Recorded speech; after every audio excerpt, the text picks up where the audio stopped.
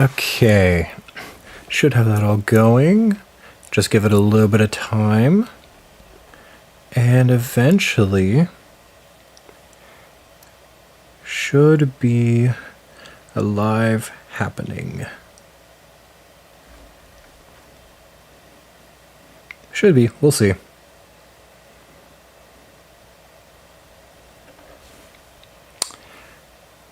Ah, there we go.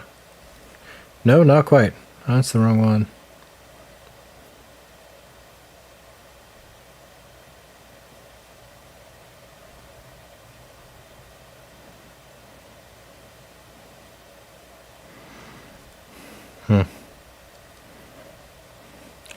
I think it should be working.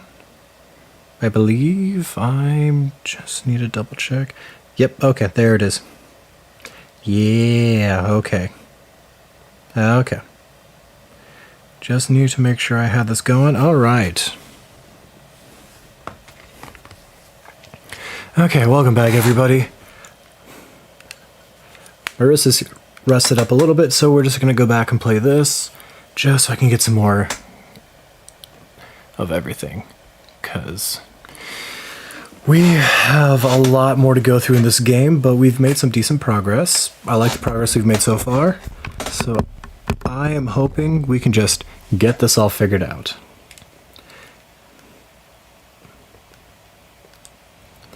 Okay. Also, if stream seems quiet, please let me know. I will try to do my best to fix everything. Things happen, and I'm definitely not the best streamer. So I will do my best. Okay. Fury Green. Gosh, it feels so weird. 20% of items, 48% of scans, playtime 3 hours 34 minutes in hard mode. I've not gone very far.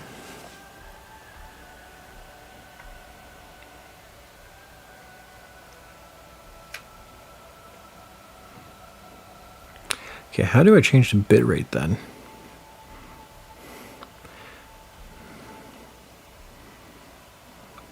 You know, that is something I will just figure out later on stream. Well, not off stream is what I mean. Save station.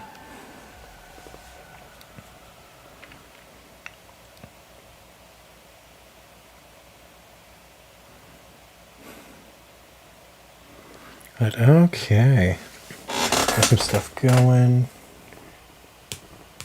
Who sent me things? Okay. I can respond to that message later. Alright, getting back to everything. We're back in Fury Green.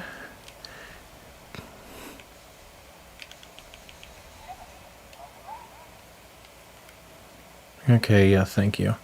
What we're going to do first is we're going to do some backtracking in here. We have a lot to do, and I need some shot expansions.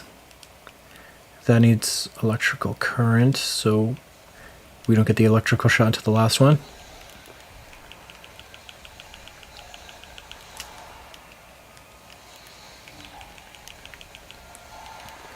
Okay. Very annoying.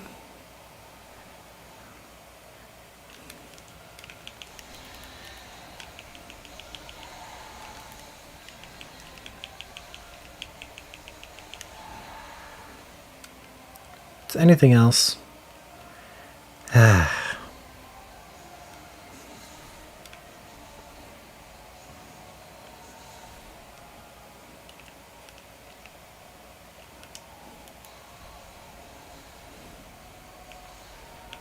Okay. From here, I believe there's a fire puzzle we can do.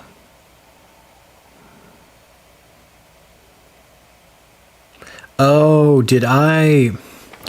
Hold on.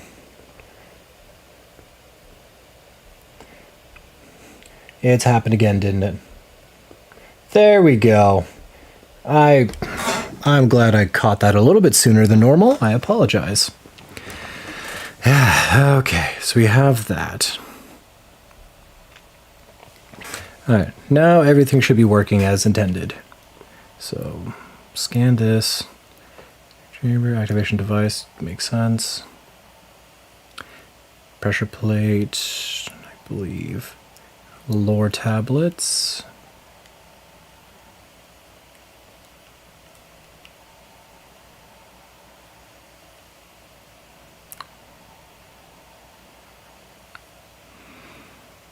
Electric lock.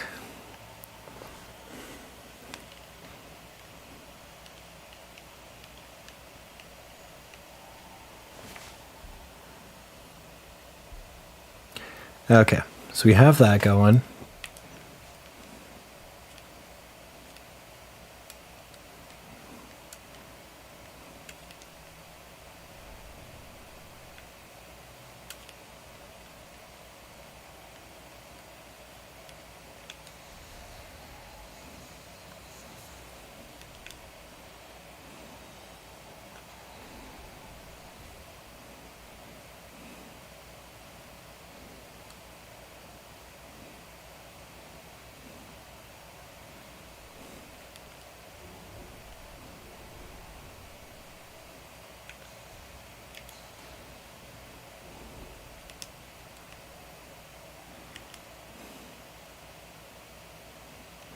Ah, okay. Pressure plate. There it is.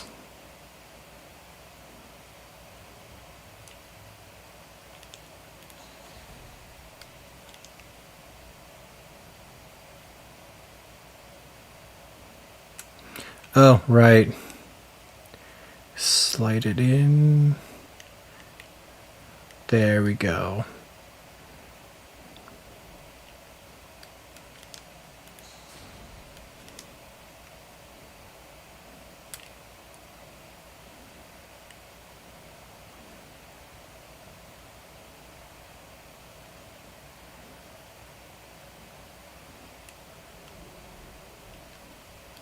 Okay.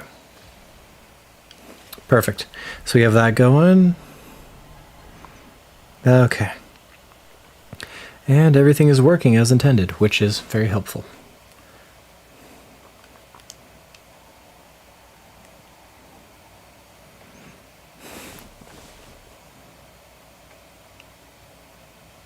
Shot expansion. Owns the 3 elements. Chosen one shall bear a new light of life. Okay. Definitely need more shot.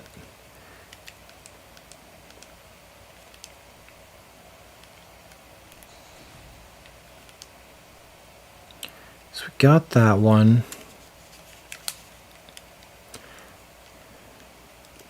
Then there's an electric puzzle and a fire puzzle later. Okay, from here. Torchwick. I miss him every day. Pressure plate's no longer active. Doesn't matter. We can just get on out of here.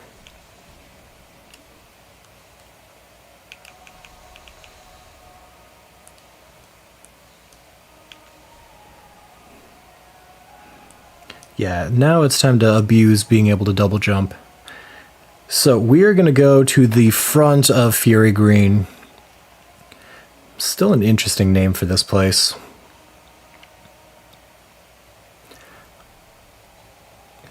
But I'm also not a big fan of the names for this area as well. Like, I understand what they're going for, is trying to give it cool sounding sci-fi names and all that, don't get me wrong.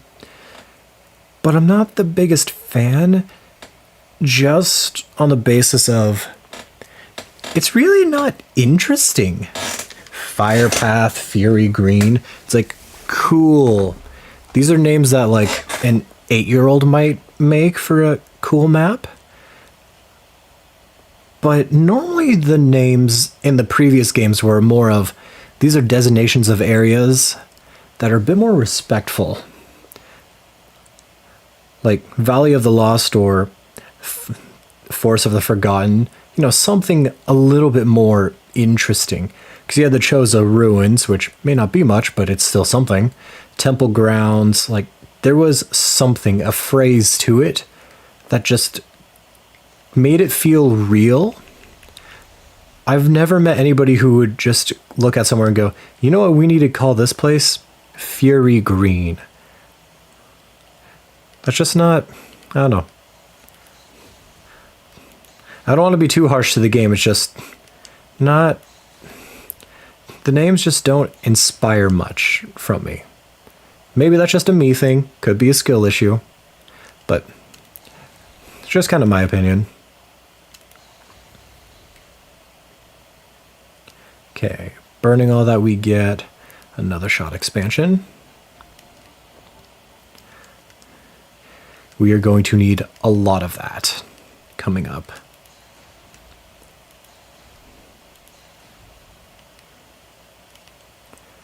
Nothing else? Okay, good. 44 shots left. We are going to need all of it for the next area. Basically, I just want to backtrack through Green Path because, honestly, once you have... I keep calling it Green Path because I was playing Hollow Knight a little while ago. But once you get the fire shot, Fury Green really is just open as it is as open as it gets. So you can get all of the items you need back here without much else. Like, there are a few things later on that you need. But for the most part, there's just not much to do here in general. You explore it through your first time around, you get just about everything you need, and then you have everything that's needed to really unlock everything here. Like, I think you need super missiles for here.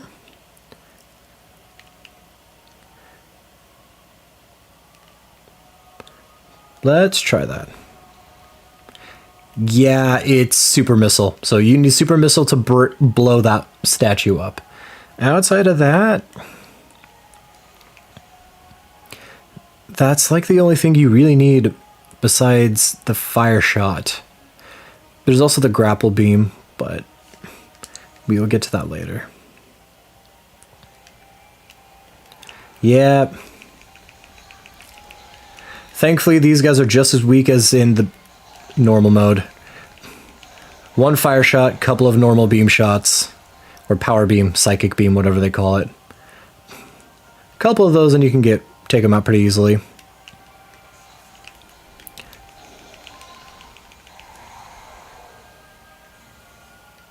They burn to death pretty quickly, so I'm not too worried about moving through here. Did I scan everything here?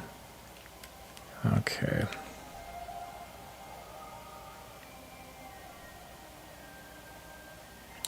Yeah, now, what used to be the easy little insects to pick off are more grievers.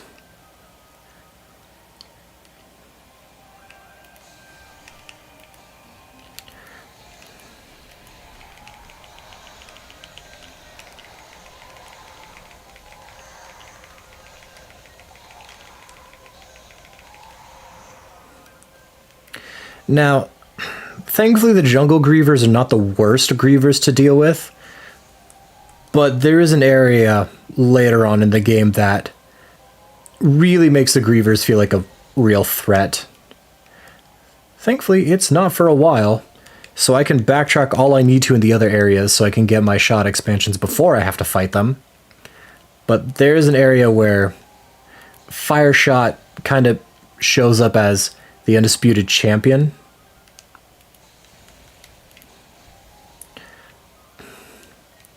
Because gosh dang, later on, we're gonna need as many uses of Fire Shot as we can get, because it gets bad.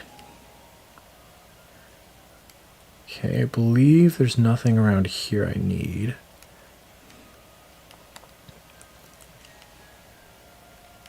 Nope.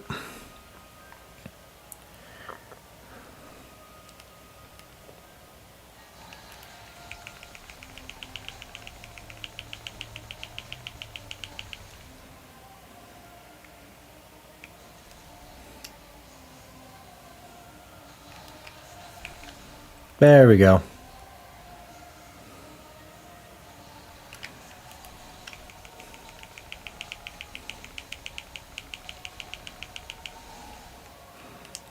Okay.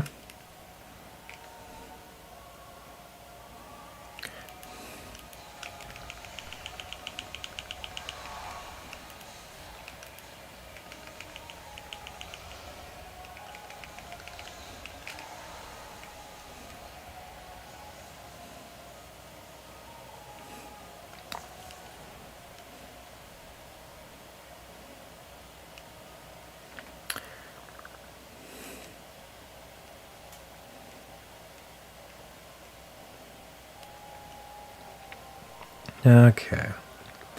Run back around. I knew that there's one missing.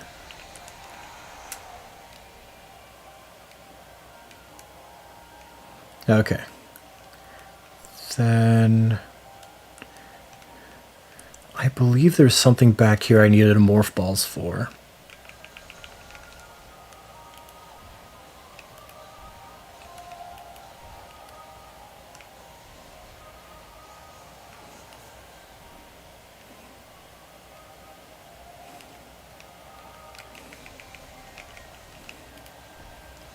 Not what I meant to lock onto, but fuck it, we ball.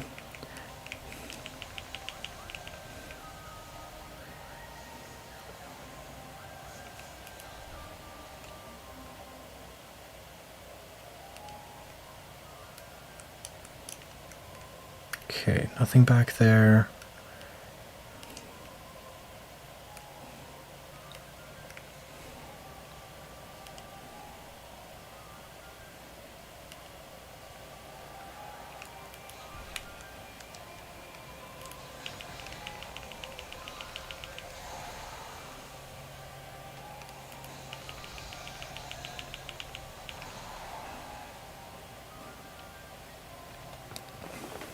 Hey James, how's it going?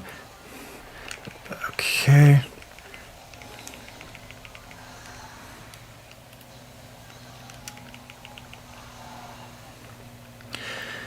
Okay.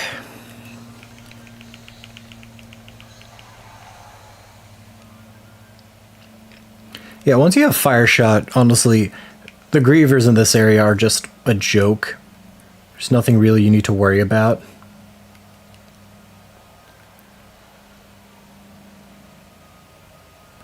Okay, you know what? We're just gonna run over here first.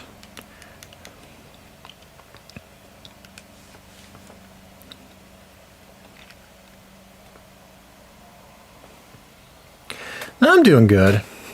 I was streaming a little bit earlier today, but my wrist got a little tired because this game kind of takes it out of me. So, I'm back for round 2 now that I rested up, wrist is feeling a bit better. And I'm just happy to be able to stream once again because I changed my work schedule a bit. So, overall, doing good, living life, figuring things out. Just hoping that I can keep everything up.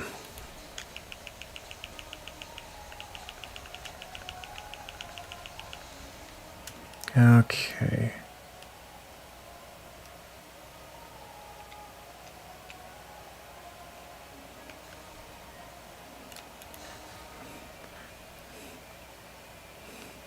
Not the smartest choice, but okay. If you want to die on a box, you can die on a box.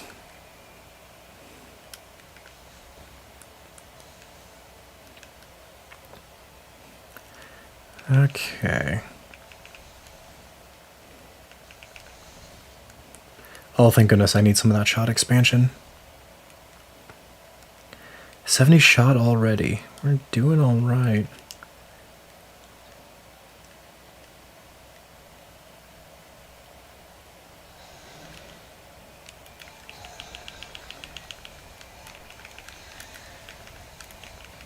Nope. That was a double on him. Not intentional, but also weird.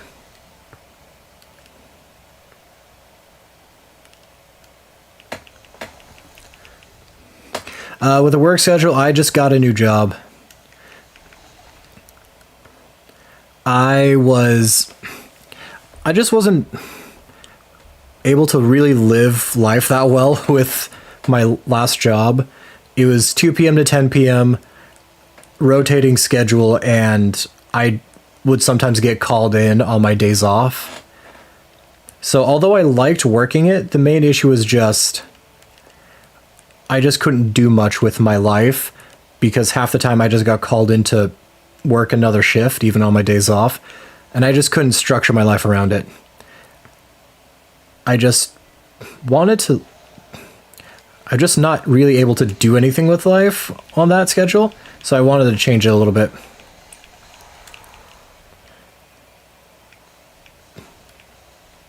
Okay. I was gonna leave these spikes alone, but now they've lost life privileges, because I am not dealing with that. But yeah, so I'm in the middle of doing paperwork to get a new job. I'm hoping to hear back soon, because I've had trouble with sending in my ID. Like, I've sent it in to them, and they haven't gotten it for some reason, so I don't really know what's happening there. So, we'll find out when we can. But I just don't really know what exactly is going on until then. I'm hoping to get started with my new job soon, because I like having money. I like being able to pay my bills. You know, that kind of stuff. Some of the mundane stuff, but, you know, just want to be a functioning member of society.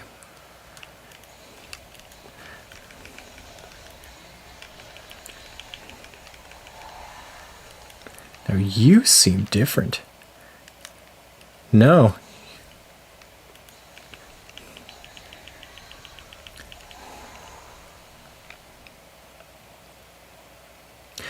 So basically a DSP job, or a direct service professional.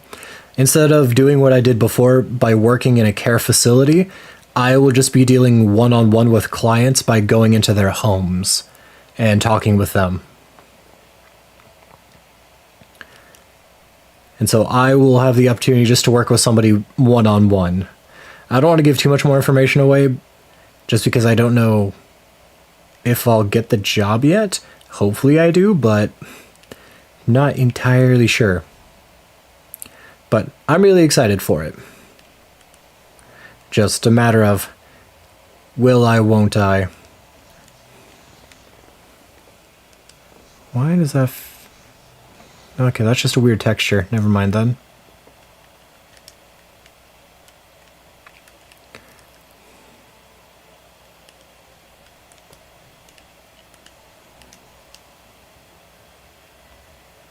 I feel like there was something around here, right? No, not over there. Not over here. Where? I know there's something in these tunnels.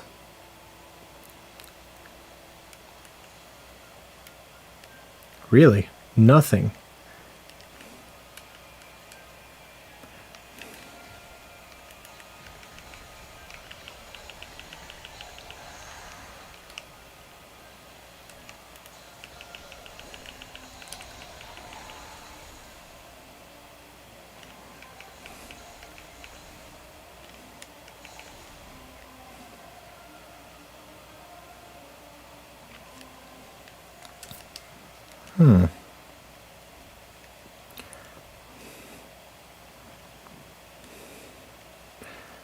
Huh, I would have thought. Maybe I'm just crazy. Yeah, no, it'll be better, and I'm very excited about that part. Lagoon. Fiend Overlook. Cliffside Gate. Stick Tree. Finney Bridge. Yeah, there was something I've missed.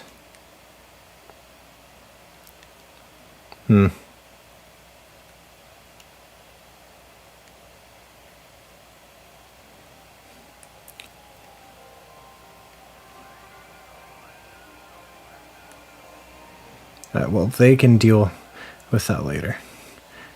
I swear there was something in here.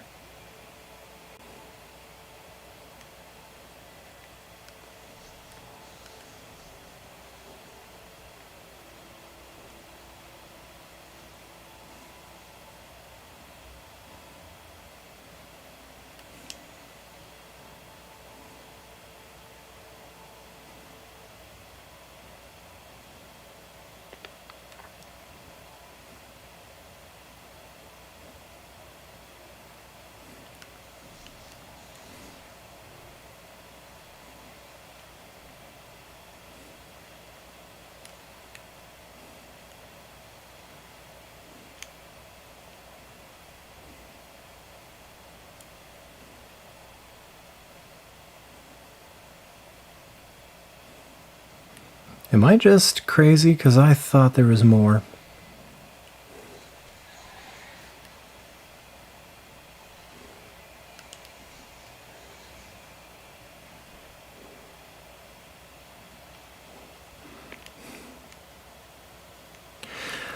For D&D, we've made a little bit of progress with my party.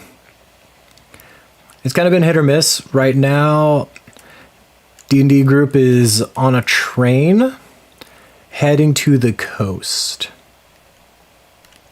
I'm a little excited for all of the dumb things that I'll be able to pull off once they get there. But they've had some run-ins with other creatures. Namely, there's a headless horseman on the train that they're trying to figure out what to do with. So I've been having a little bit of fun taunting them with that. There's a headless horseman. There is a couple other people cursed from the gods, and so one such creature happens to be an envoy of the gods that is slowly destroying the train that the party is on. And because my party is not the best at detective work, I'm just laughing a lot. Because I get to see them scramble, trying to figure out what to do. And I don't have to worry too much about everything going on that side. Okay, so I didn't need much there.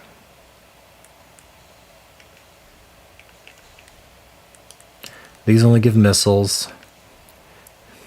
I wish they could give shot or missiles.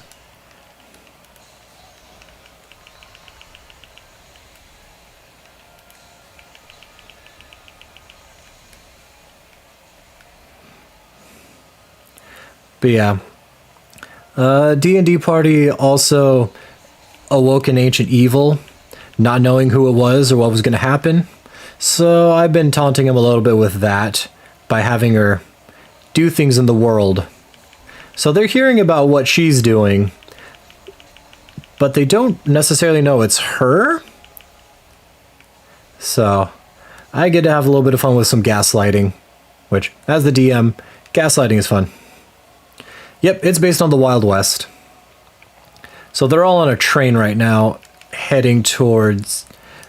Basically, it's the Wild West. Most of the continent and area is more settled.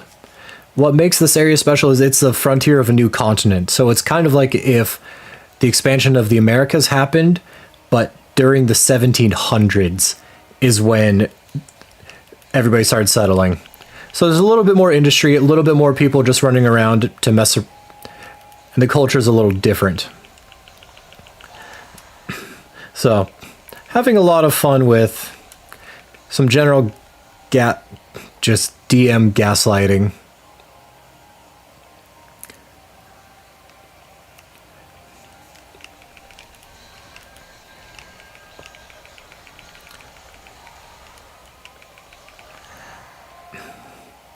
But outside of that, just trying to get the plot moving along a little bit because they haven't really done a whole lot to progress the plot. So I'm just, thankfully, I have an NPC list where I can justify moving the plot even without them. So that's just kind of what I've been working on with them on that angle.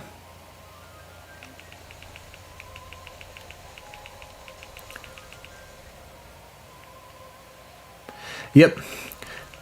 Headless Horsemen are Irish. It's an Irish fairy tale. They're creatures of the Fae. However, as far as D&D is concerned with me, the Fae just count for anywhere. I just used it because, on the one hand, yes, the Dullahan itself is an Irish folklore, but mixing it with Ghost Rider just kind of made sense for a Wild West idea. And so that's where I got that from. Now, the the person in general is not in itself played by Nicolas Cage.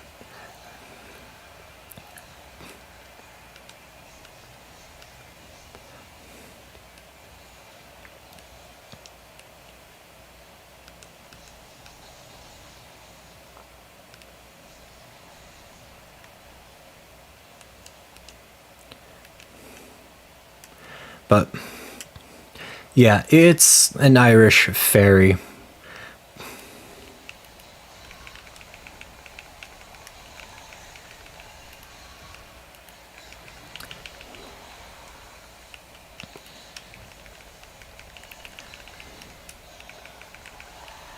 Okay, where's the last one?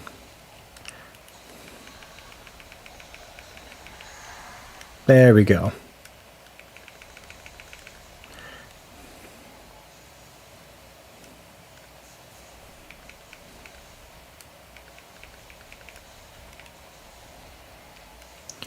So I've got more shots than I do missiles.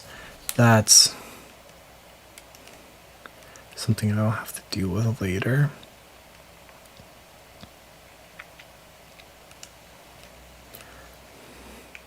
But outside of that, that is basically all the backtracking I have to do this entire area.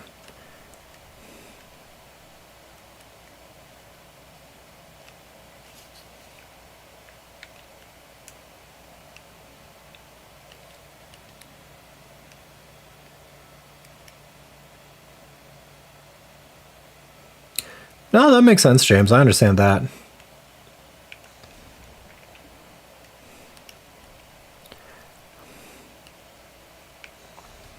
I just...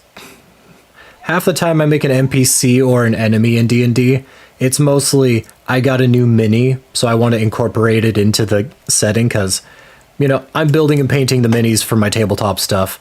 I want to show them off when I can. That's just kind of bragging rights as far as I'm concerned. And so, that's mostly what I've been working on.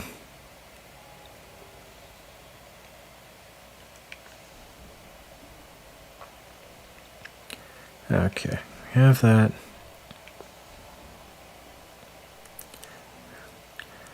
I believe over here.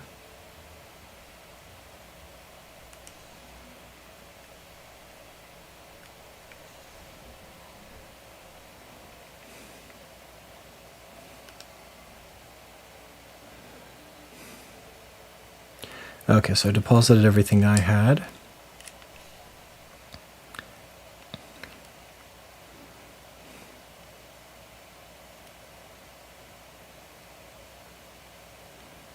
Because I can't get in there.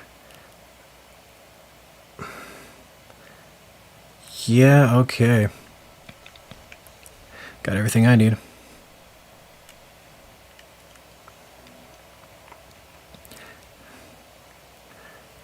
So I did get that one. Okay. Yeah, most of... as far as my D&D campaigns go, if I have a mini for something, I want to use it on the tabletop. I don't really like using proxies if I don't have to.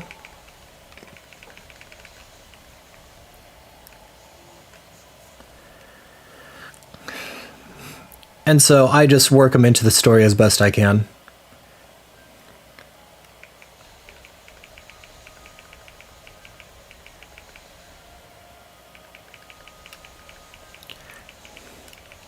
Okay. So 74 of fire shot is pretty decent.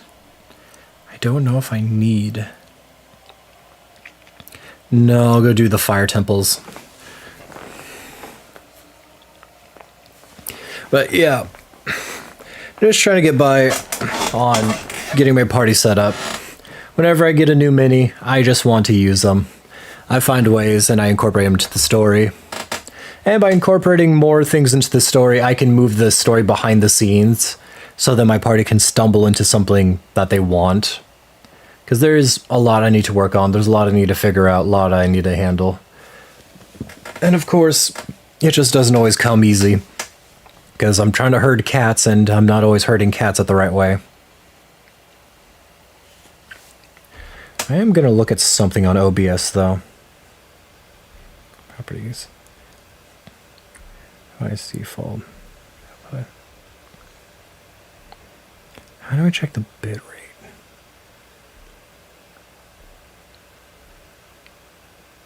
Control setting. Yes, settings.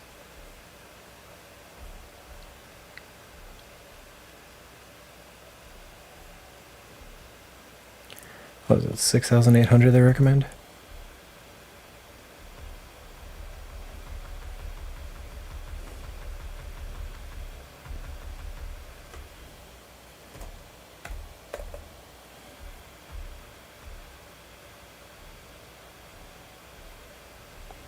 Because I believe that's what... Yeah, that's what YouTube recommends. Okay, so I'm going to try with that.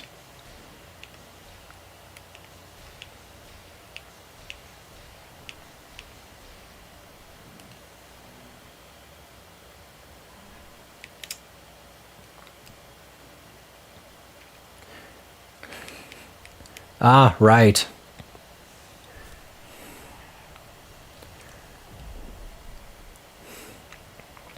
Now things get worse to fight.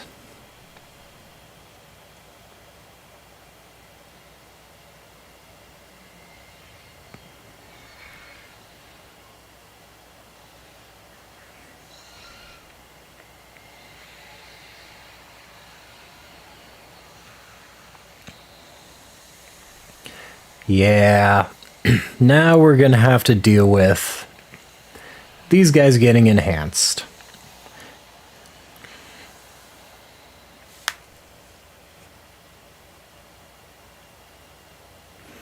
I will say,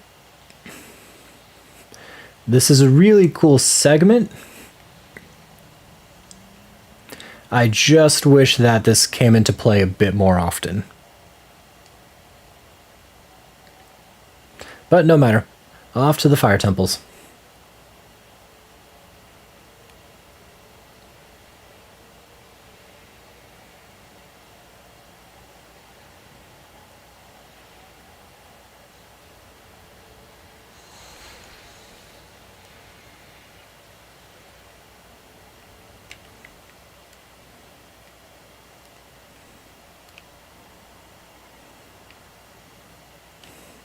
Yep, psychic lift elevator.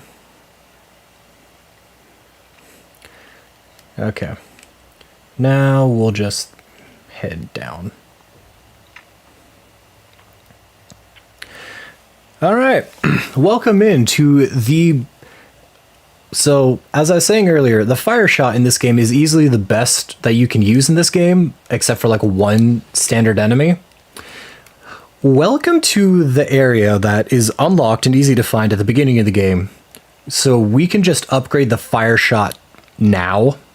There are 2 temples to do it. They're both extremely easy to find. I'm just going to get these out of the way because I desperately need to have it. They got shot upgrades, so that way I can get more shots, because the area we're about to go in is really brutal with its opening act. I like it. It was the first, on my normal playthrough, it was the first area I died at. So the next area definitely has my respect for being a good area. But from here, I also just want to get everything that I can. Oh, what are you? Cool.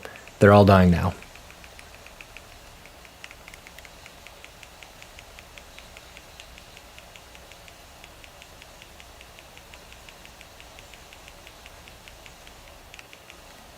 Okay.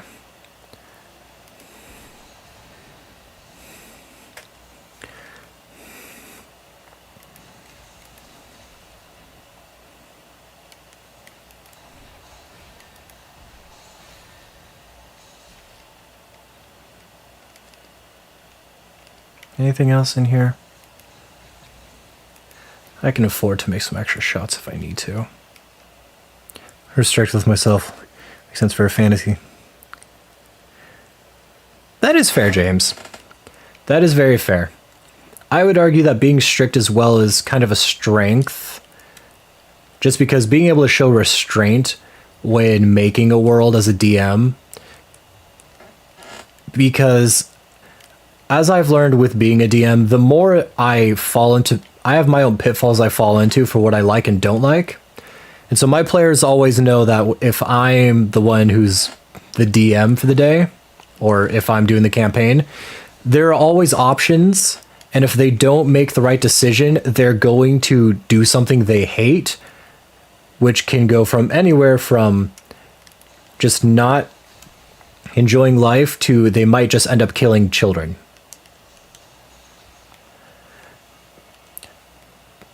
So I am a bit more of a sadistic DM.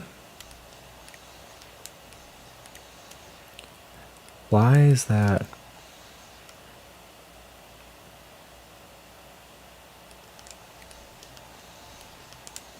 There we go.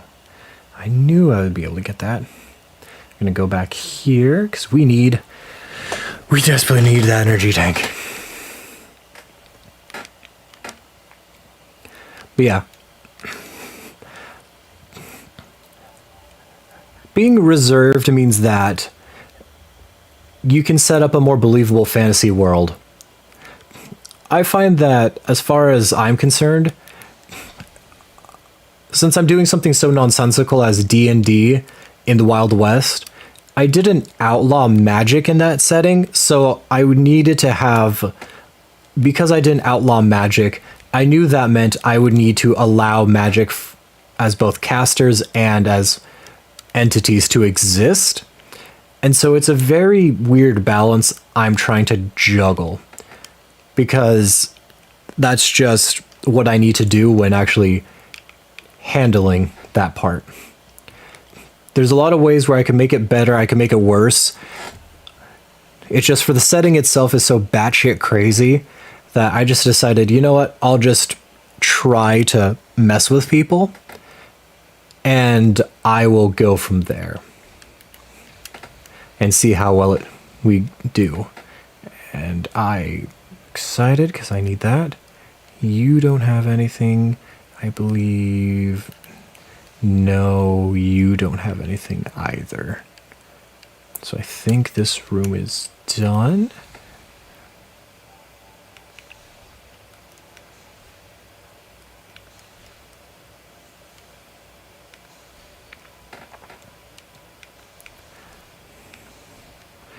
Perfect, I needed these. Okay, so we got another energy tank, so we're at 499 strong. Now we've got this shot.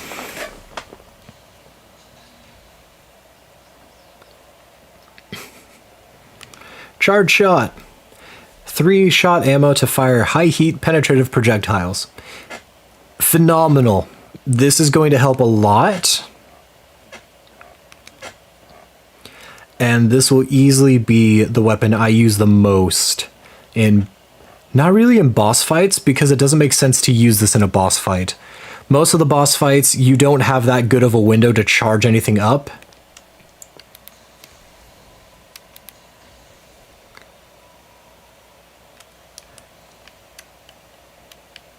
So this will be used for some mini bosses that happen later on.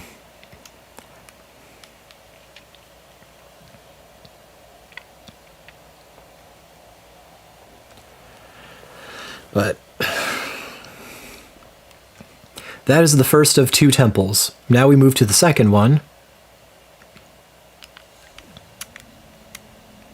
which is a little bit further up, if I'm not mistaken. Oh my gosh, shut up, Mackenzie.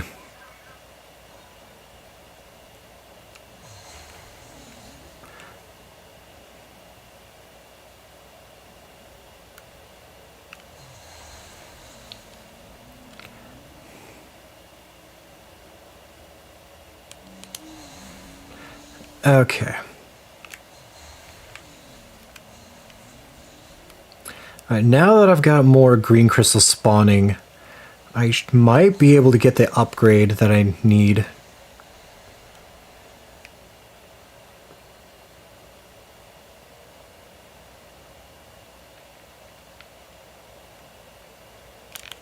Okay.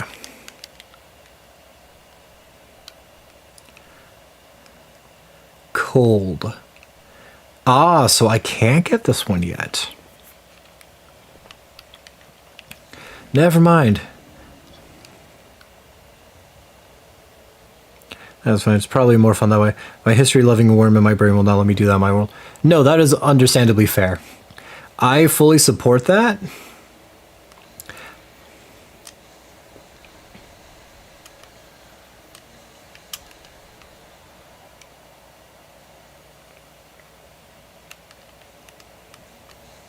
A gold bat.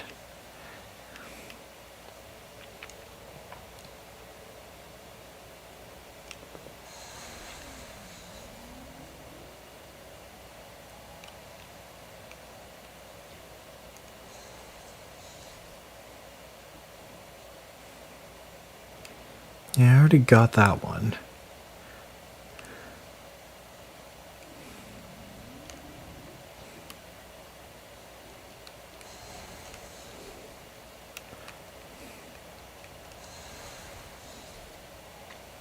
Okay, so now that we got a bunch more crystals spawning, I'm gonna do a quick lap around the map because I need to get more green crystals because I want the upgraded shot, if that's even available right now. But yeah, my whole thing as far as I've learned is when trying to DM, I think the best option for me at least has always been I have my own way of doing things, and so I do get pretty strict about sticking to my gimmicks, and that's how my party knows to play with me. So every once in a while I try to throw in a curveball just so that way it's not always exactly what they expect from me. And that's helped me a little bit, but it's also part of just how schizophrenic I can be with my DM ability and my encounters that I build. That it can work well, that my players don't always know what's going to happen, and so they have to work with that just because they don't know what'll happen, so they have to pay attention, or else things can go wrong very quickly. And I enjoy being able to... I just enjoy being able to throw people off their game. Because most of the time when I DM, I build all my encounters with the idea of, if you don't pay attention, and if you don't work hard to explore and really understand the area, you may die, or somebody else may die, all because of something you could have done to prevent it. That's kind of how I like to do things, is just, their choices matter, but more than that is, even if it does matter, they're just random weird things that I can throw at them at my own insanity. Okay. Oh, and there's a griever with you.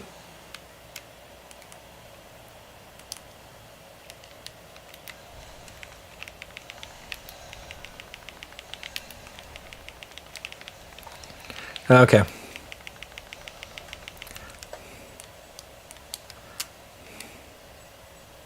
Yeah, you're right here. Oh, got me on the jump. Okay, good for you.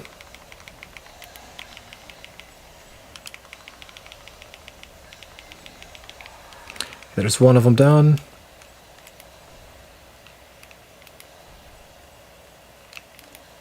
Okay. Yes, I will get to you in a second. You are a little bastard.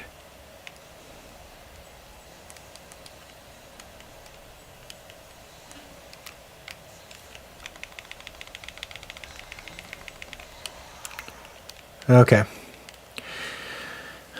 Okay, got that done.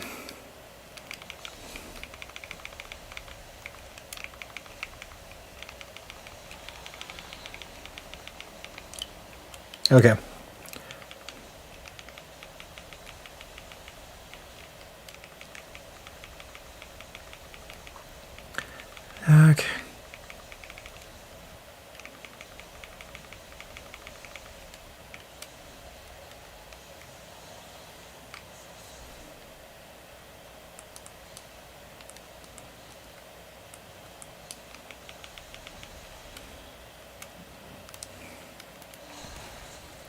Okay.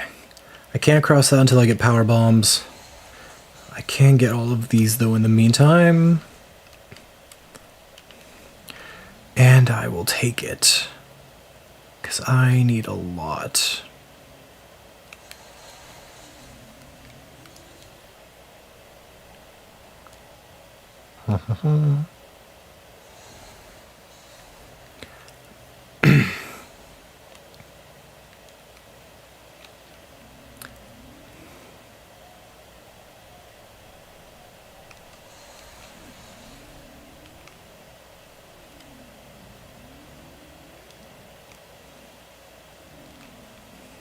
Okay.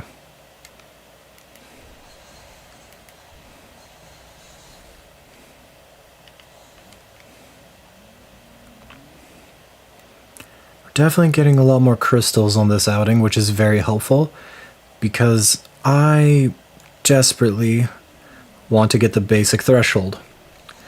Basically, I'm out here stalling just because I want to see if I can get enough green crystals right now. Oh my gosh, I don't care, Mackenzie. Whatever it is, I don't care.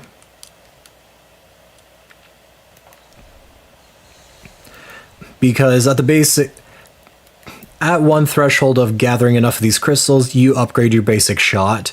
And so my power beam just gets inherently more stronger. So I'm trying to go, now that more of these have spawned, because for some reason they don't all spawn at once. Because earlier on stream I was trying to get more of these. I couldn't do it. So we are just getting these as much as I can. Can't get these because of the power bombs. That'll come later.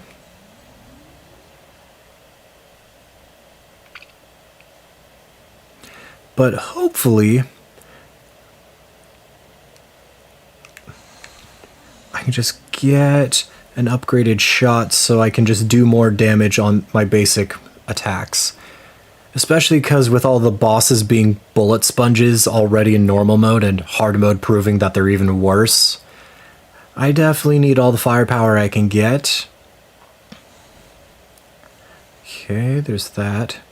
Can I get more shot ammo though?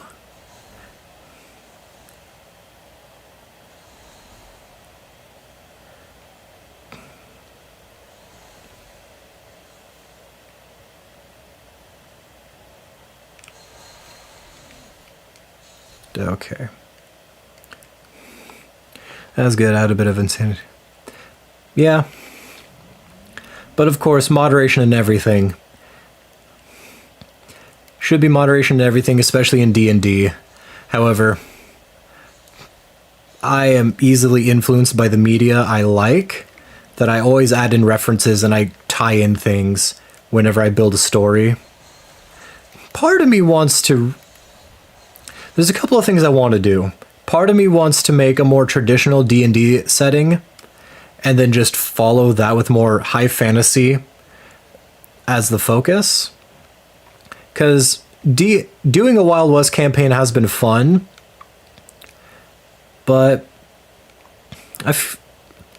part of what's calling to me recently is just doing something a bit more tame, a bit more by the books, because I'm doing something so fantastical now that I'm getting a good dose of whimsy in it, but there's something that can be said with just a normal setting for D&D. That's kind of what's been calling my name recently. But I don't know. That's up to my party, because I gave my party full control of what setting I create, and they voted Wild West. Mostly because a lot of them heard the name Tomb of Annihilation and got scared, which I don't blame them.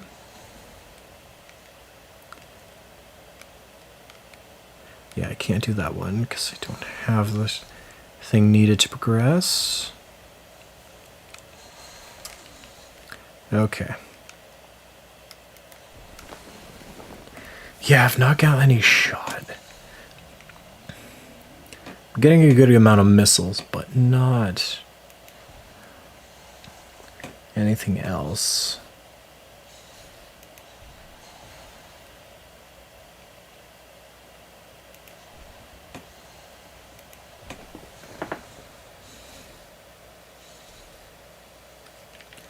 Okay. So we got all those.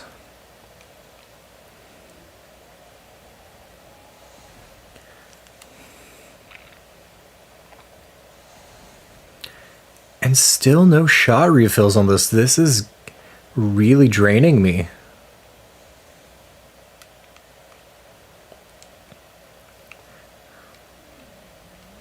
I mean, I'm glad that I'm still getting missiles out of all of these. But some other types of munitions from the already broken crystals would also be appreciated right now.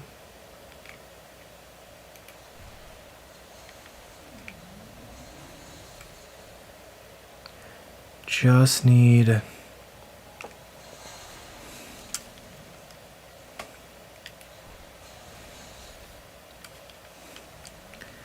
decent amount more.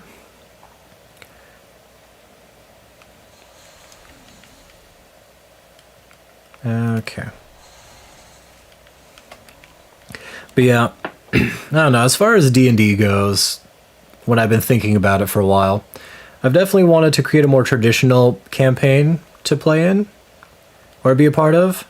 But I've also been working on starting up and creating a rule set to do more of like a Pokemon style D&D campaign. One for Mystery Dungeon, so that's D&D but Pokemon themed, and another one where straight up you just play as a trainer. We go into a region, you take one Pokemon as your starter, whatever it is, and then travel the region with that. What is that noise? Okay, I'm just crazy. Good old fantasy work is good, but having places in that world that is more high fantasy, like in my world, Wonderland is real. Ooh.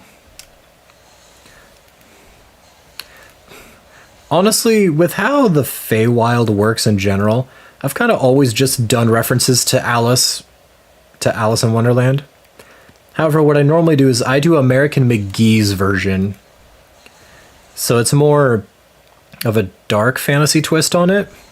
Because I like the idea of it messes with your sanity and it messes with what's up and what's down.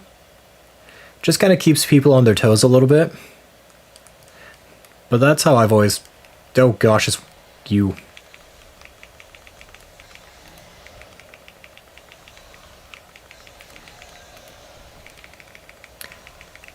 Yeah, you're gonna jump at me. I'm just gonna tell you stay down.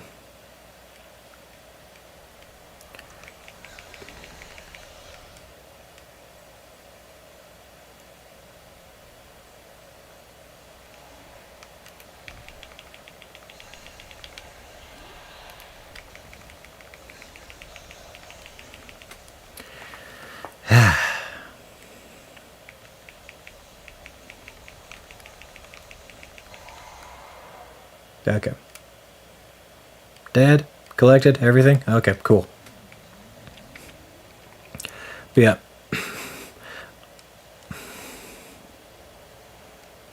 But, I don't know. I just struggle to find that balance of what really works and what doesn't. Just because I haven't always... Restraint is not my best suit. I can definitely admit that without issue.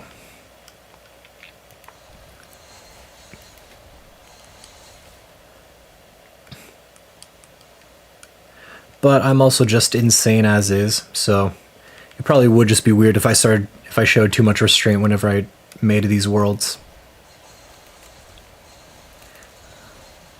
Okay, it's a lot of green crystals so far.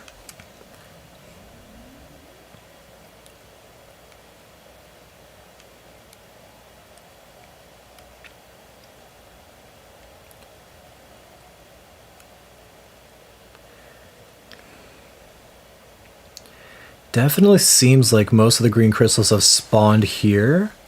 So I'm taking this as a sign that I should be able to get the upgraded shot relatively soon.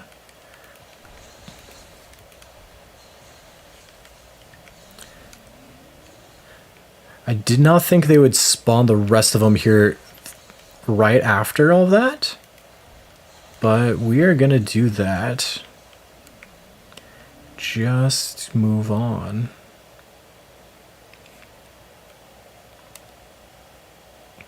But yeah, no, I like D&D just with how crazy it gets and with how people... But that's kind of a me thing.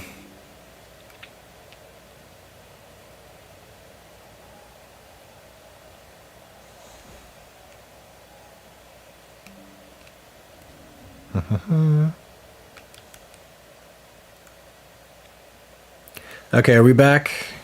Cool.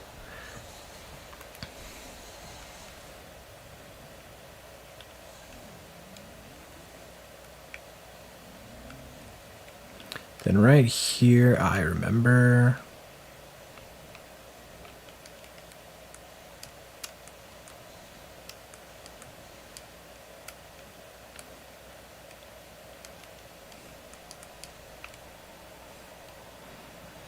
Okay, it's just the scout bot here.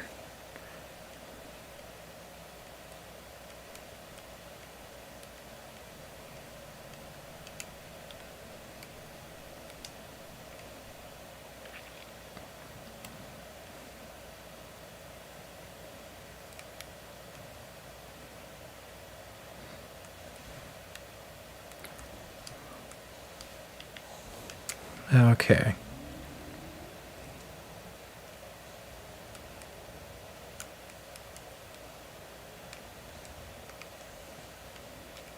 Oh, I missed it. Okay.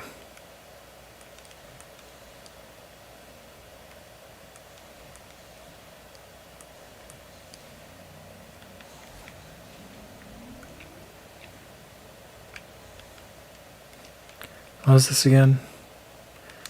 Electrifying the lock on the lower part. Okay, so I need the electroshot for that. Oh, no worries. My stream died. I lost connection on OBS. I don't know why it does that. OBS just disconnects every once in a while and I have to wait for it to reconnect. So sometimes I just kind of panic when I realize, oh, I've been disconnected for a little bit. So part of that was me just trying to double check and make sure that everything was working again.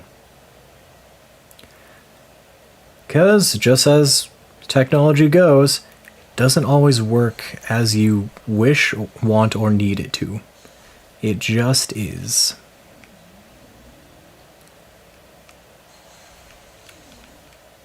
Okay.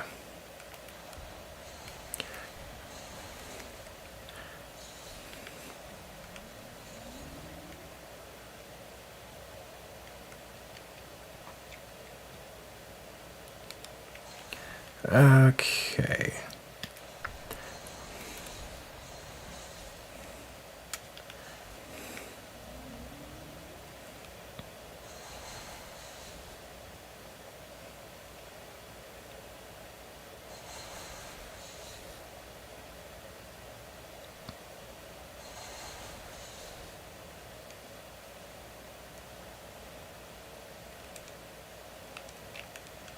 Okay.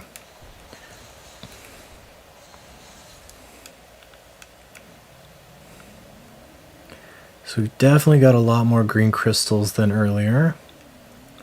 I'm hoping with this haul we can get the upgraded basic shot.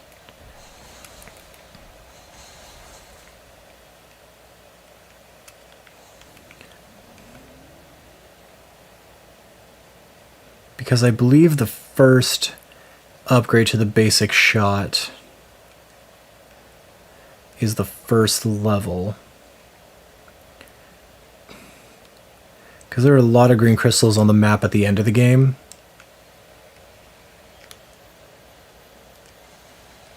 Okay.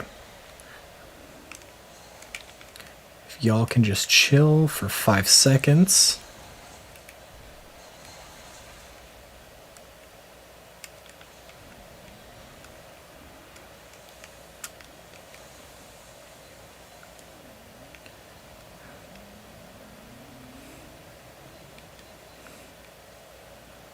Huh. Interesting. Oh, there's the green crystals I was looking for. Oh, okay. Found them. Da, da, da.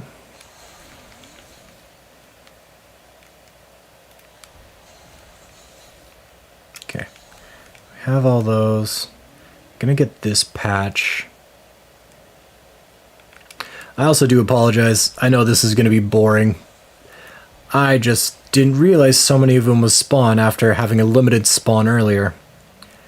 I did not think the game would be this accommodating.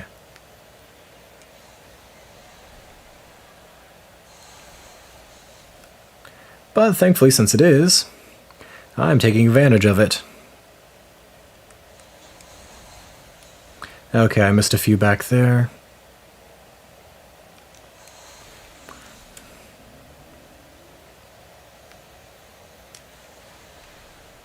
Oh no, we got them all. Okay. Very convenient.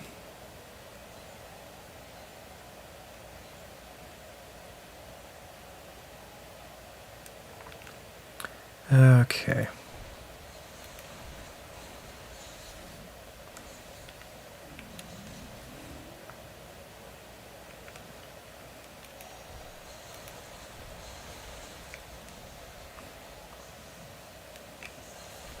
Okay, we'll save up on missiles then.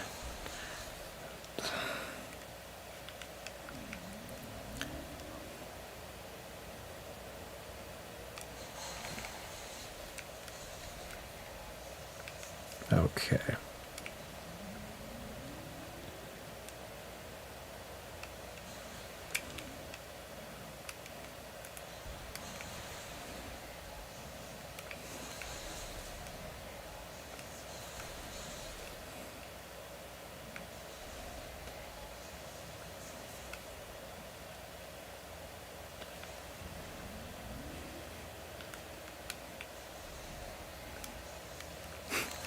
I mean, fair enough, but still. It's not like this is the most exciting part of the gameplay in this game.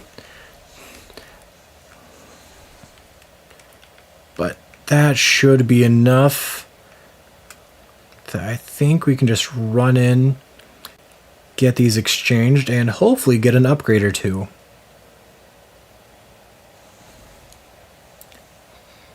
Yeah, some more missiles in the meantime, that helps.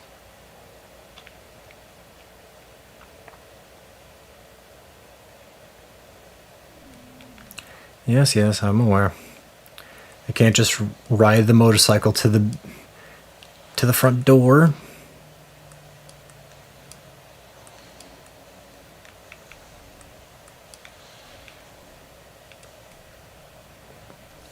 Okay.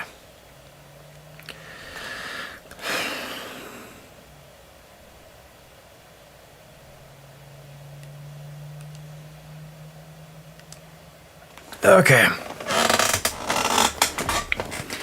Back into Green Fury. Not the place I hate the most. Oh, you do? Oh, okay, fair enough, man.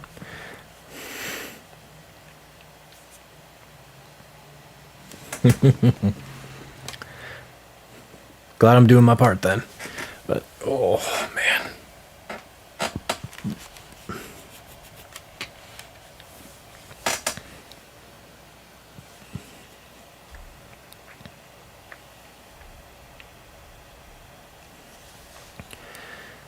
Okay.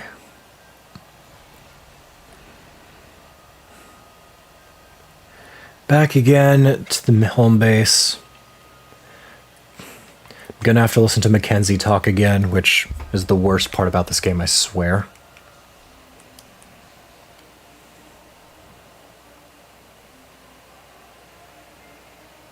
I don't care, I'm not here for you.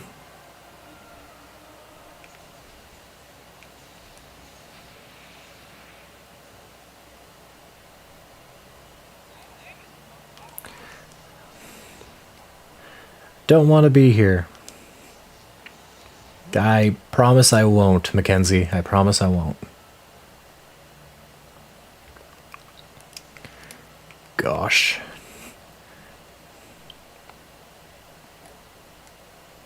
Yeah, I should have a decent haul this time.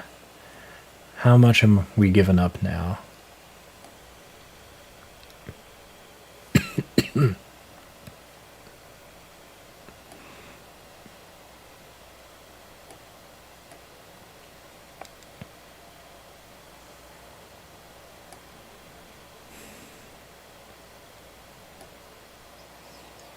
Thank goodness we got an upgrade to the psychic beam. Okay, we needed that.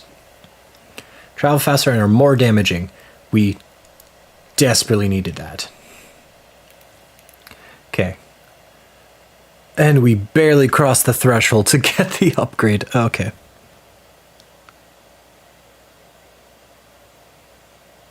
Oh, Mackenzie is an NPC in this game. He's the first of the Federation troopers that you save, and he's just kind of not. He's just not interesting as a character that much. The dev team turned him into the navigation guy, the upgrade guy, the map guy, and the first guy you talk to. Problem is, this is supposed to be a Federation soldier. I understand he's an engineer, so he's more of a combat engineer.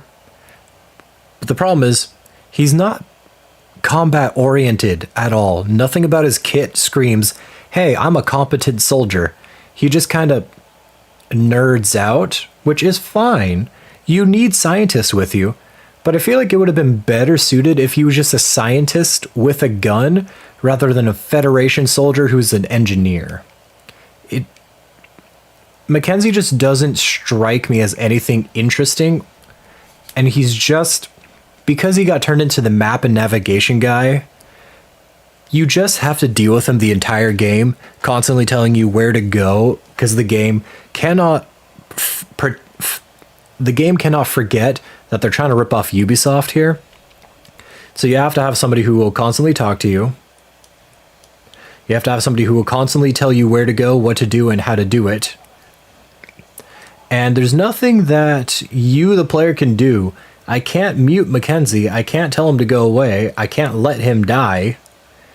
He just has to be there.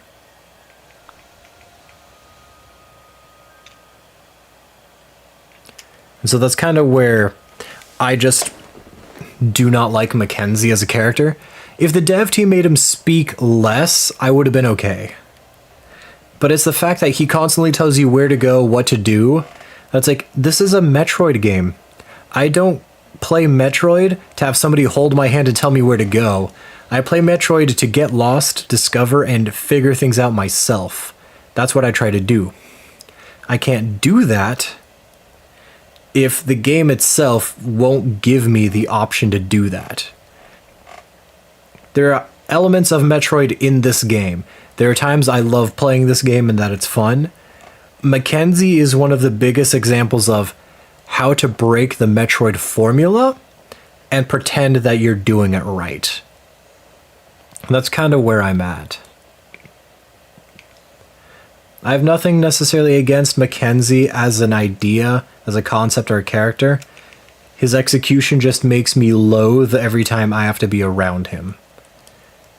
Because the dude cannot be quiet for more than 10 minutes.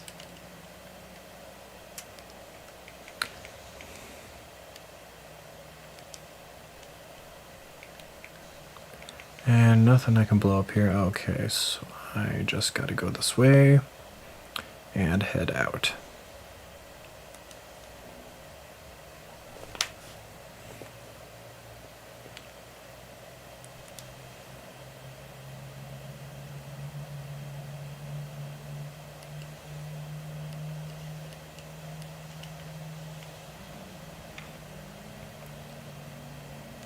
But okay.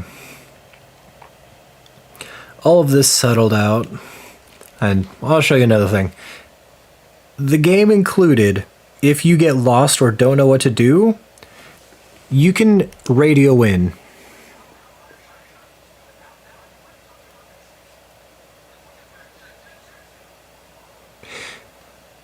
Now, I have no problem with being able to radio in for help if I get lost.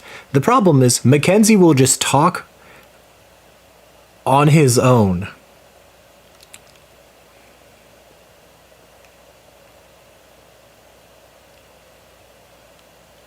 And so because Mackenzie will talk on his own, I just have to listen to him drone on and on about everything.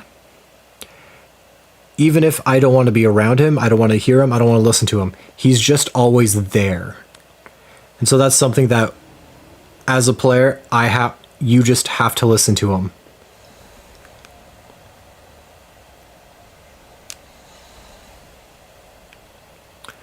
Okay. Right on cue.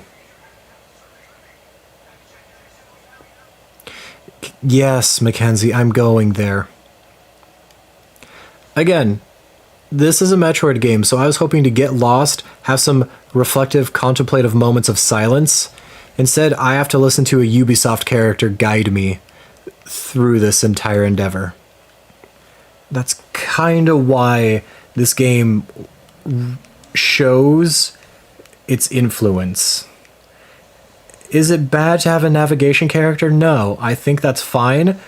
And they implemented it so that in the menu, you can talk to him and radio in and ask for things.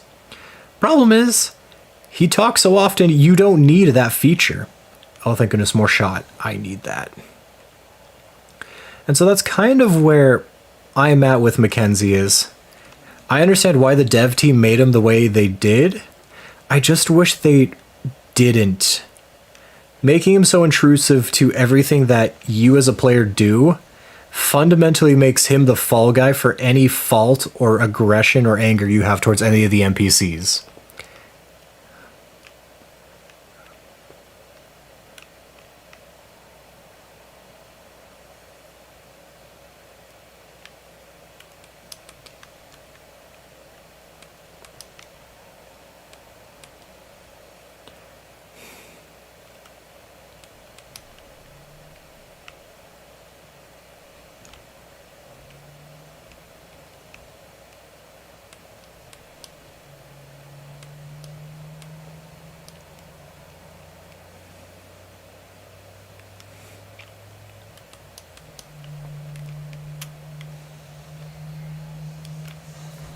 Okay, full up as I need to be because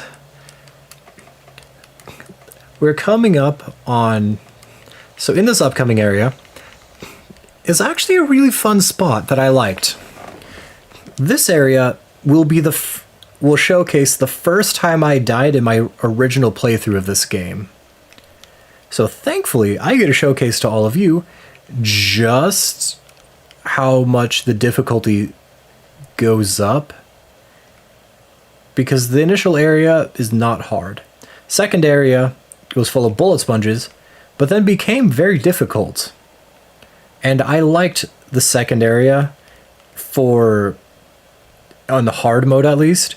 The bosses and the Cybots were an actual intimidating enemy that I died to. I lost to them because they were actually damage threats. And so I liked that. Outside of that, however, we come to this area, which I think is the best area as far as this being a Metroid game feels. Because this area alone, Ice Belt, I hate that name. Ice Belt feels like the perfect isolation area. Not to mention, yeah, again, the idea behind Mackenzie isn't bad. I just don't like how they implemented him by having him talk as incessantly as he does. But Ice Belt, thankfully, is an area that is isolationist by design, and I enjoy it.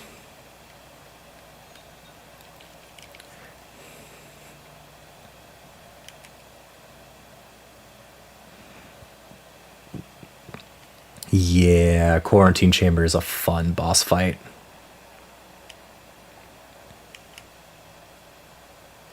Yep.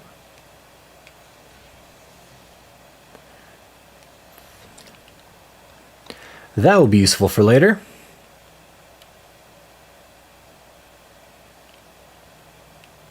I believe I can't access that until I get something from this area to get the ice shot.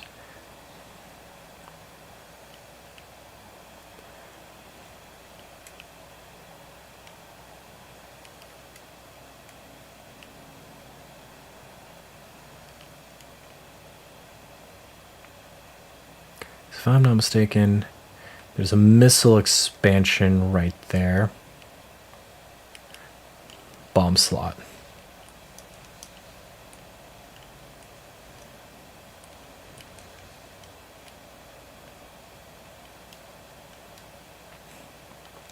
But yeah, alone, the atmosphere in this area is so good. I love this area to death. And later what happens is absolutely terrifying on a first playthrough. I've already played this game, so I know what's going to happen. And because I know what's going to happen, I'm also a little nervous. Because I've made it no small secret in the past few streams that this game, on hard difficulty, has really ramped everything up. And I appreciate it for that.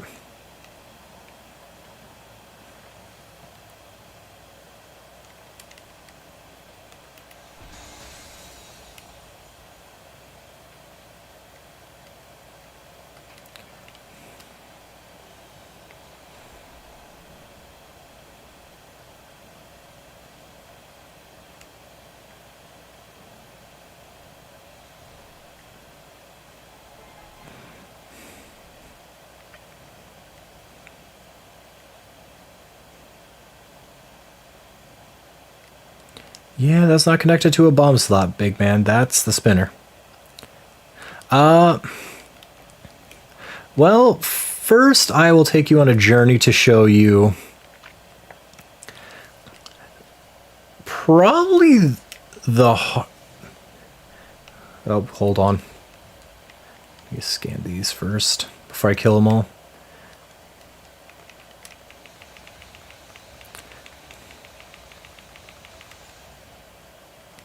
Yeah, even with the upgraded basic shot, these things are still bullet sponges.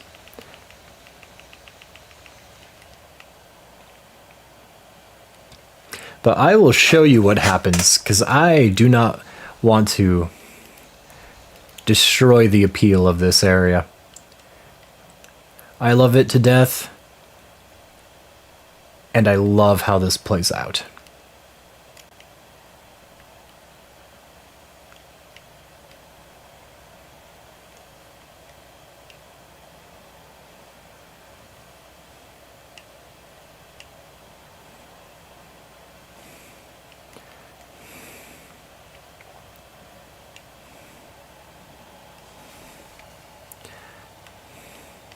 Okay.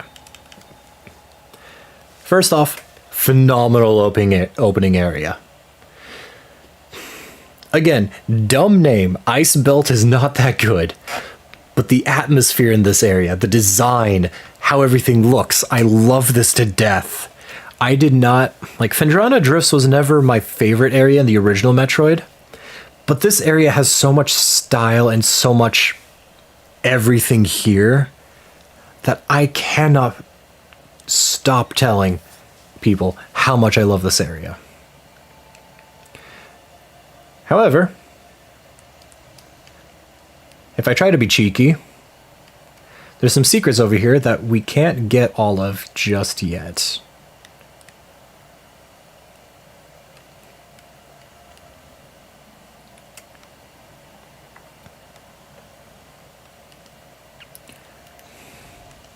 But we are...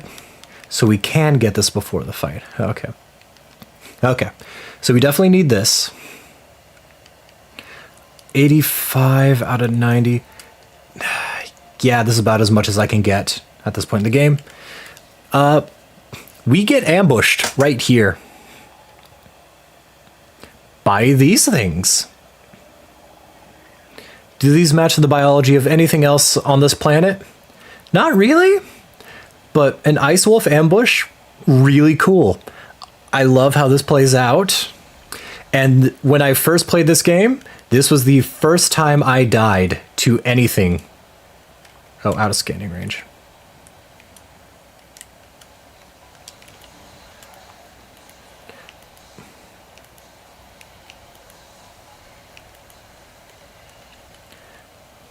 So from right here, we are just getting ambushed.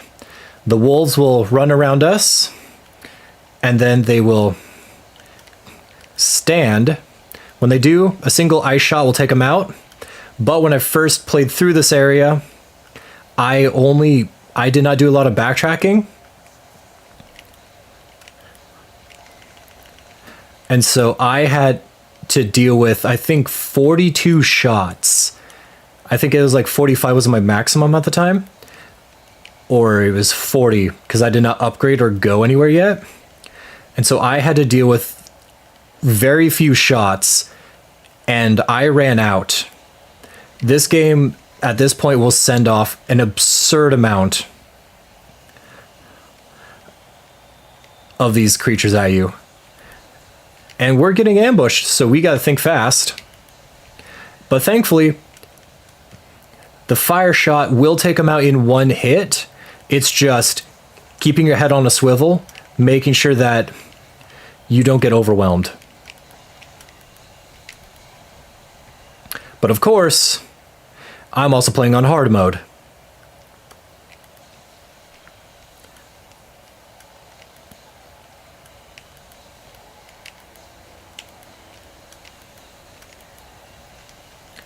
So, I'm doing all right. I also was prepared for this. I knew this was coming, and I got the upgraded basic beam. I did not have that when I first played this. I did not have as many shots as I currently do.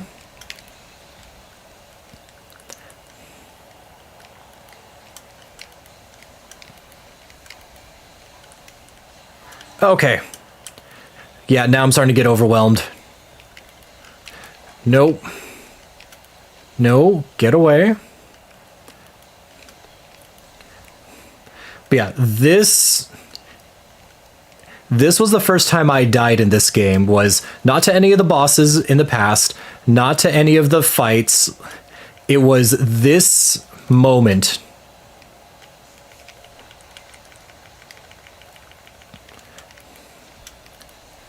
And I absolutely love the ambush here. It's a really fun moment. It reminds you how weak you are at this point in the game. And just how terrifying the game can be. Again, this is one of the few times where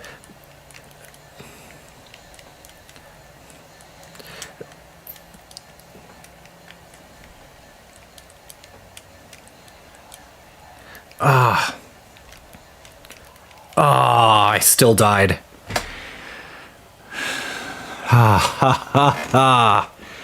Man, I was doing so well. I thought I had that. Yeah, no, this moment in the game is really good. Again, I will harp on how much I dislike other parts of the game. This was the first, like, skill check in the game, is trying to keep track and trying to keep everything going. So I have no issue dying here, because, again, on normal mode, I died here. So I like this ambush a lot. Thematically, it's really good. I love how it works out. I love how it feels, and I love how when I first played through the game, this was the moment that told me, this game will kick your ass if you take it lightly. This is one of the few times the game actually does this right. So there's just not much more that can happen. This is like one of the few times the game will ambush you like this and give you an impossible task and says, good luck, have fun.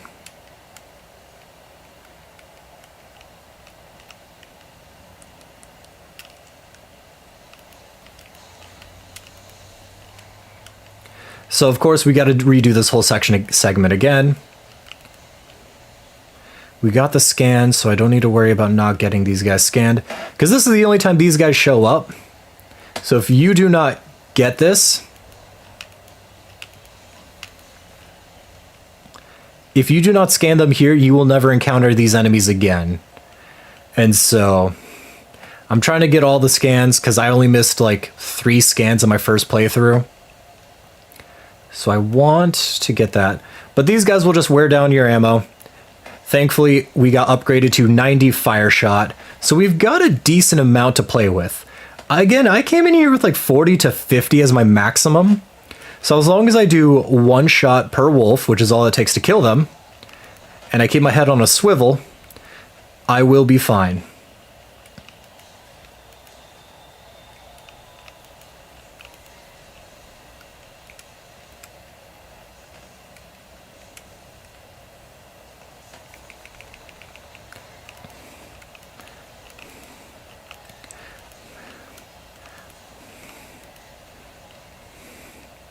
Okay, who else is setting up?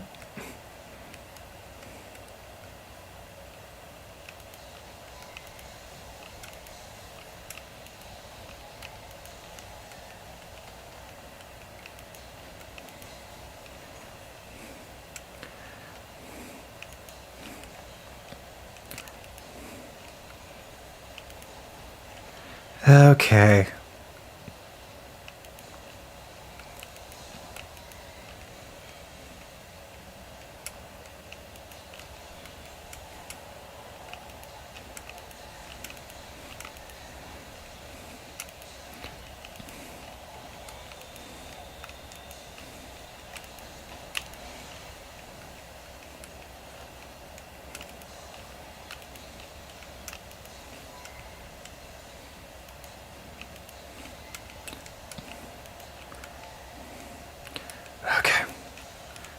Okay, snuck up on me. Okay. I'm getting more. I'm getting overwhelmed. Not sure I can keep going.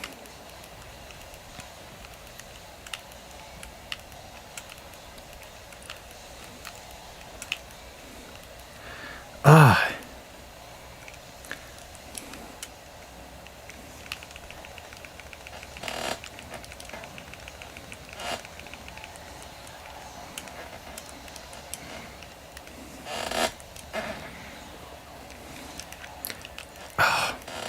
Okay.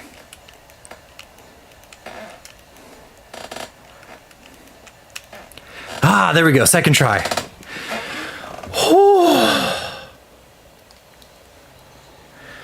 Oh my gosh.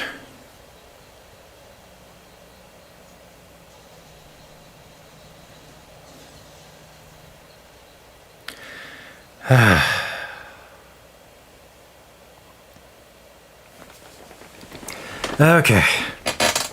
Yeah. As you can see, the first time I played through this section, I ended the section on 1 energy. Literally 1 energy. I'm at 50 right now, so basically anything in the game can kill me. I am low and I am almost dead. And again, we came in here with like 86 shots. We are at 2 and I got some of those shot, like, replenishing resources from some of the wolves. We barely make it out of here. This is a segment that I absolutely loved. Thematically, they just start to overwhelm you, and then you get bailed out by the person in the turret.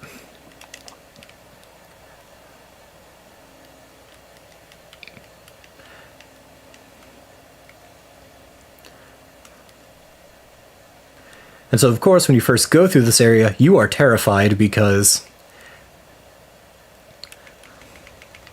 after losing all of that health, you're not feeling the best.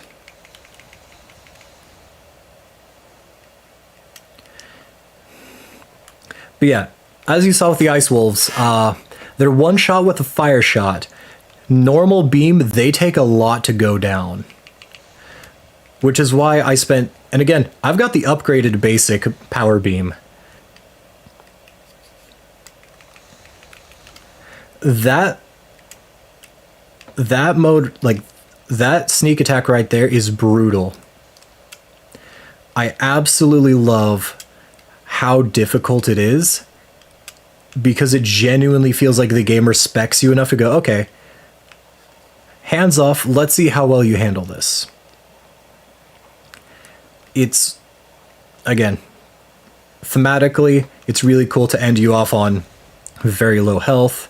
It's really cool to get you low on all of your resources before you come into this area. Genuinely a difficult fight, genuinely a difficult skill check. You just have to focus on doing what you need to, handling it as best you can, and try not to lose your cool as you are getting swarmed. Again, really great area, really great moment. But yeah, on my first playthrough of the game, normal playthrough, I died to there. I didn't die to any of the bosses at that point, but I did die to that. And it's again, thematically, phenomenal area. I cannot undersell how much I love it. Ah, crap. Got too close to the door.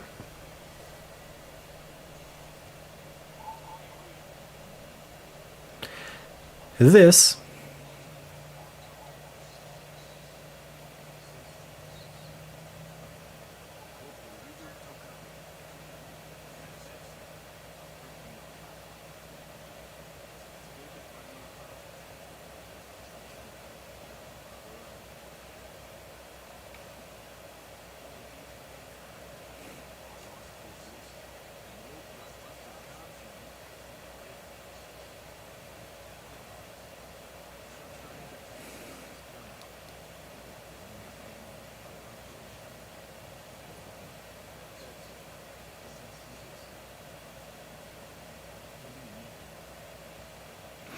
now, again, with Samus being silent the entire time, I hate how she doesn't do anything in the cutscene. Tokabi, however, is a character that I put respect on because he's integrated well in this game, so I like him.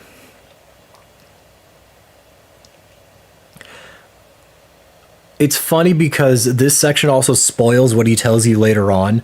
Like, this is a lore section that he tells you himself later on when you have conversations with him, but that's just something.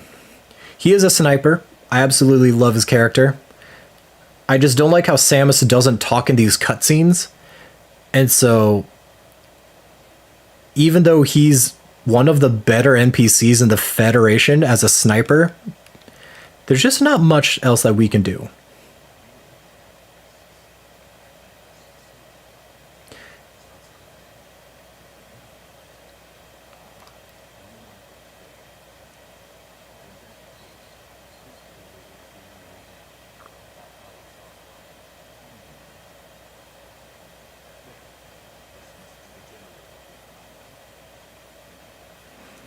Okay, this section is not good for him because he's essentially just being, hey, instead of figuring it out, here's where you need to go, here's what you need to do. So I don't like this part of Tokabi being introduced, but Tokabi is easily the better of the NPCs. Outside of this cutscene where he's essentially the lore dump and the go here, do this, here's how we figure it out, he's not nearly as offensive as Mackenzie. But it is annoying that his entire purpose when you first meet him is he bails your ass out after an ambush. Cool, I respect it. Then it's, hey, I'm injured, so I'm not going to be walking around everywhere like Mackenzie was with you. And then we just deal with, he gives you a lore dump, tells you where to go, what to do. And then after that, he's actually not intrusive anymore. And I like his character when he does talk. Does Samus speak at all in this game? No. Samus does not speak a single word in this game, and I hate it. Because I want Samus to actually emote, I want her to talk with people and do things. And Samus just doesn't do anything. She stands there menacingly, or she's fighting in every single cutscene. There's never a moment where she talks. Tokabi is a character I wish Samus would have like an actual conversation with. There's another character coming up later that I also wish Samus would talk with. However,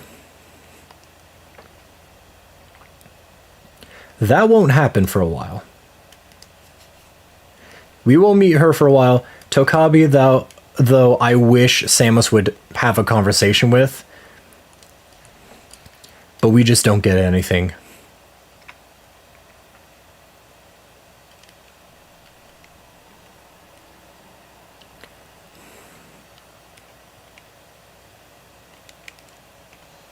Okay.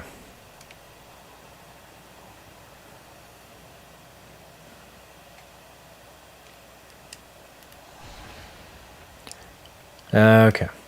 Then from here, we drop down.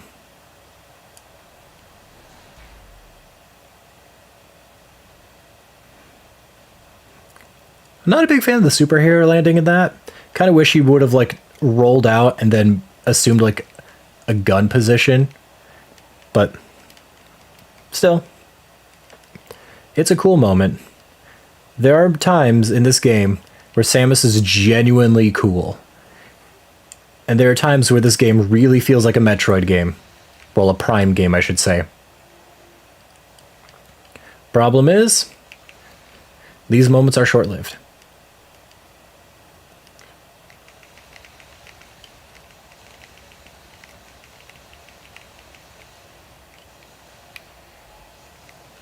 These guys are here so that way you can refill on all of your ammunition and resources. However, I am not going to spend too much time here because thankfully most of the threats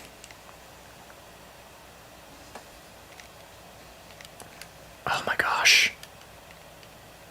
I wanted to scan those. Most of the threats in this area are not health. They're not as bad a bullet sponges as others. There's one area where this is going to be egregious.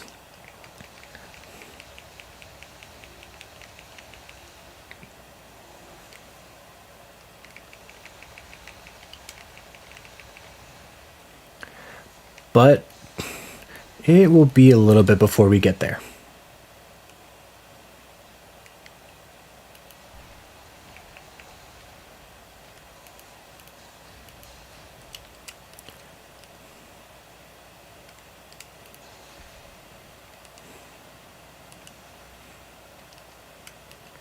Let me scan them before they come attack me. Dartwing, okay.